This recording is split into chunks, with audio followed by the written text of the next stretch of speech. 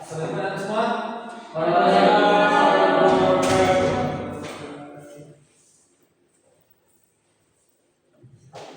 Selamat siang anak-anak semua. Selamat siang Pak. Bagaimana kabar hari ini? Alhamdulillah. Luar biasa. Mantap. Sudah makan tidur belum anak? Belum. Oh, sama kita bapak belum makan ya. Nanti habis pemberian bapak kita harus makan, harus mulai ya. Habis makan ini. Oke, oke. Sebelum itu siapa ketua kelasnya? Itu Pak. Depan hari ini gitu Pak. Sebelum kita mulai pelajaran kita pada hari ini, kita baca doa terlebih dahulu. Al-Fatihah.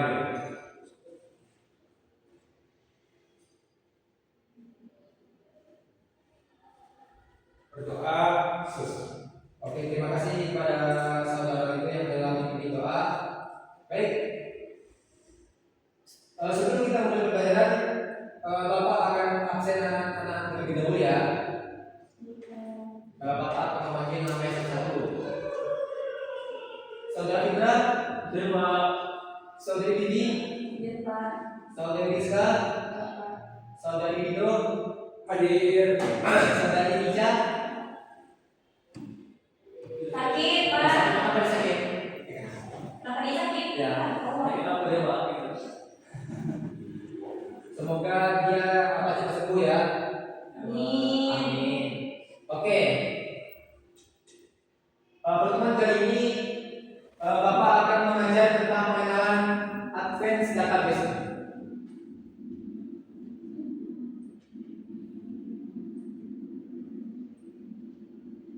Oke, sebelum kita mulai pembelajaran, Bapak akan menyampaikan tujuan dulu.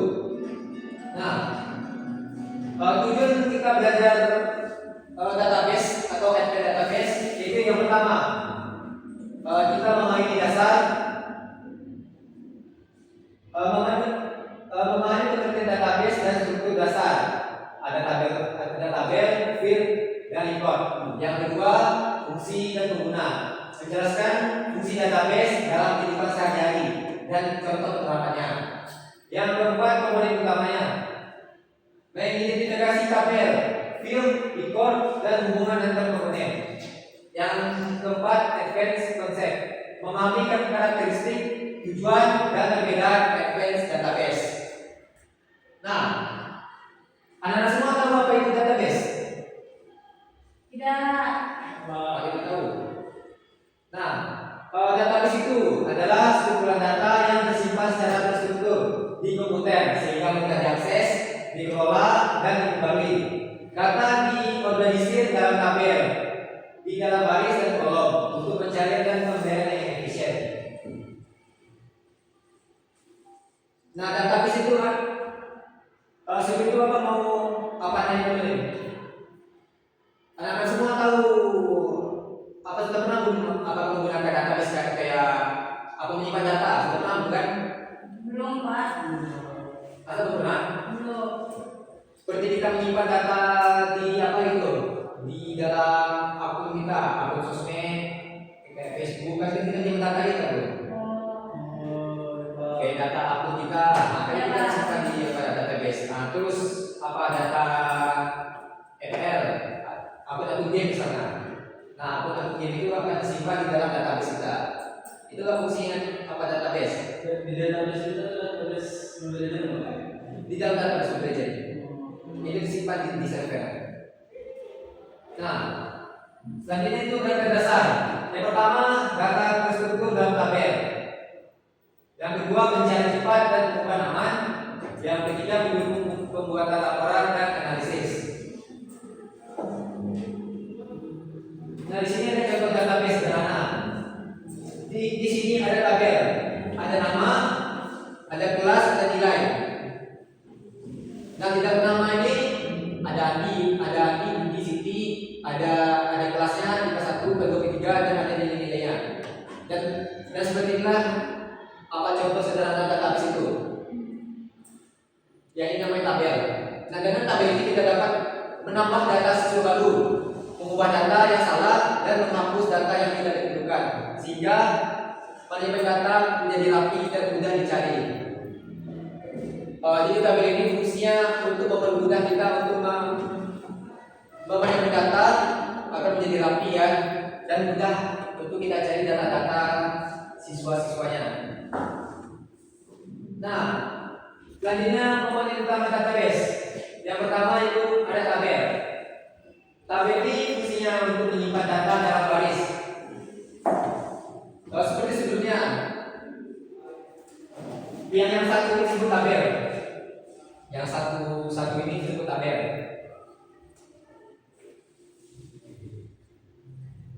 Fungsinya untuk tempat menyimpan data di dalam baris. Nah, isinya itu ada record dan kolom atau field. Selanjutnya itu field atau kolom. Field itu kategori data seperti ada nama, kelas, nilai untuk menentukan struktur setiap record. Nah, yang ini isinya adalah field. Field ini adalah isinya kayak nama, kelas, nilai field ini apa disebut jadi tempat datanya. Disebut jadi datanya. Itu namanya field. Selanjutnya itu record atau baris. Record di sini disebut data lengkap satu entitas atau list data satu siswa. Nah, kalau record ini disebut adalah isinya. Kalau semua isi record, semua isi ini isi tabel ini apa disebut record? Ini adalah record semua ini. Nah, kalau tabel tanpa field sama dengan tak berstruktur. Field tanpa record sama dengan kosong. Record tanpa tabel sama dengan tak tersimpan rapi. Semuanya saling rapi. Kurang satu aja, maka database itu akan tidak berjalan atau error ya. Nah, permasalahan tentang database. Yang pertama, data yang teratur atau sulit dicari. Fungsi database itu kan fungsinya itu untuk memudahkan kita mencari data ya kan, kayak apa kan data-data siswa tadi.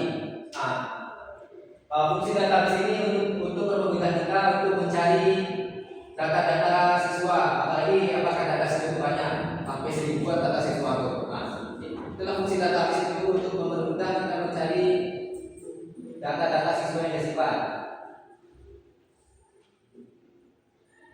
Yang kedua, duplikasi data sering terjadi. Jadi tanpa database ini apa kan? Seringkali terjadi duplikasi data kayak apakah data yang punya Google, data yang berlebih. Nah, itulah kalau tanpa database jadi kita sering terjadi duplikasi data. Kalau nggak ada database. Yang ketiga, risiko kehilangan atau kerusakan data. Yang keempat, sulit dikelola untuk jumlah data besar. Jadi database ini mencegah masalah ini dengan terstruktur, indeks, pencarian dan kontrol akses. Nah, selanjutnya itu apa itu advanced database? Saudara itu coba dibaca apa itu advanced database. Jadi advanced database itu adalah pengembangan sistem database yang digunakan untuk menangani kebutuhan dasar konteks, volume besar, banyak pengguna bersamaan dengan performa tinggi dan fitur manajemen yang dicari. Oke, terima kasih saudara itu. Oke, advanced database ini adalah di atas apa tadi database tadi, berarti ini advanced database ini apa berada di atas database. Advanced database ini dia fungsinya untuk membuat server atau mungkin database di aplikasi atau mungkin aplikasi yang lebih besar kayak contohnya Shopee, TikTok, Facebook dan lainnya. Nah, itu advanced database ini fungsinya kayak apa database yang lebih kompleks atau yang lebih besar gitu. Nah, digunakan untuk data besar, real time atau 24 jam, processing dan aplikasi skala besar. Fitur utamanya yang pertama keamanan, konsistensi, skalabilitas dan ketersediaan tinggi. Selanjutnya itu perbandingan singkat. Apa perbedaan database dan apa perbedaan advanced database? Saudari Vivi coba baca perbandingan singkatnya. Kenapa kali mah? Perbandingan singkatnya adalah database sistem sederhana, data sedikit, pengguna terbatas. Lalu referensi database yaitu sistem untuk skala besar, jutaan data hanya pengguna simultan.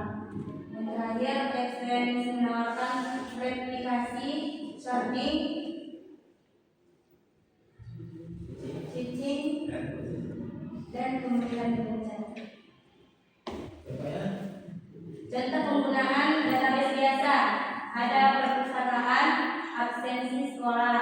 Lalu referensi database, contohnya ada Instagram, Shopee, Gojek, aplikasi dengan jutaan pengguna dan aktivitas real time. Oke, terima kasih kepada saudari Vivi. Nah, seperti itulah perbedaan atau perbandingan dari database dan database. Seperti pada gambar yang ada di dalam ini, kan ada database, lalu ada database. Dan database ini fungsinya untuk sistem yang kecil atau database yang kecil. Ini kan ada gambar dengan simple system untuk perorangan gitu kan, mungkin satu orang atau dua orang itu kan simple sistemnya. Terus ada view user untuk apakah user yang kecil. Nah, selanjutnya itu data yang dasar atau dasar yang simple data gitu kan, untuk menyimpan database yang simple di gampang. Dan selanjutnya itu basic management. Itu bedanya. Dan selanjutnya itu SQL database. Dia di database ini ada large scale. Kalau large scale-nya artinya dia sistem itu bisa digunakan oleh banyak orang, oleh skala yang besar ya. Nah, selanjutnya itu mini cell. Jadi bisa digunakan oleh banyak pengguna. Dan selanjutnya itu data volume, itu adalah untuk kapasitas yang besar. Dan fitur utamanya itu event fitur keamanannya. Jadi event database itu ada fitur keamanannya untuk mengamankan isi database. Beda kayak ini ada fitur keamanannya. Jadi lebih rentan retas kalau menggunakan database biasanya. Jadi kayak Shopee, TikTok, dan Instagram itu menggunakan advanced database. Karena advanced database ini dia ada advanced features untuk fitur keamanannya. Ada gemboknya kan? Itu untuk fitur keamanannya. Oke, lanjut. Dampak jika kita menggunakan advanced database. Yang pertama itu sistem lambat saat beban tinggi. Jadi apakah jika kita tidak menggunakan advanced database, sistem itu akan melambat jika penggunanya banyak. Akan jelek ya kalau penggunanya banyak ya. Apalagi sampai jutaan orang. Kayak Shopee, TikTok itu harus menggunakan advanced database, bukan database biasa. Nah, selanjutnya itu data bocor atau hilang tanpa proteksi tambahan. Nah, seperti yang saya sebutnya, kan database ini kan ada fitur tambahan kayak advanced features, ada advanced fitur. Nah, ini fungsinya untuk mengamankan data kita. Jadi kalau kita mau yang penting tanpa menggunakan database, maka gampang bocor atau hilang karena tidak ada proteksi tambahannya kalau kita tidak menggunakan database. Selanjutnya itu terjadi error saat banyak pengguna online. Nah, ini kayak tadi ya, pakai error kalau penggunanya banyak sampai lebih kapasitas. Yang terakhir resiko crash dan gangguan layanan. Sama juga nih, kalau banyak pengguna dia akan error server itu. Server menggunakan database. Nah, penerapan database membantu menjaga performa keamanan dan ketersediaan layanan. Oke, ringkasan dan evaluasi. Kesimpulan adalah database sama dengan penyimpanan data terstruktur. Advanced database sama dengan solusi untuk kebutuhan skala besar, cepat, aman dan stabil. Oke, cukup pembelajaran kita hari ini. Untuk langkah bagaimana aplikasi besar mengelola jutaan data. Untuk pertemuan selanjutnya apa Bapak harap anak-anak membawa laptopnya masing-masing. Jika tidak ada laptop, satu dua sama kawannya, ya, satu dua ya. Oke. Jika Bapak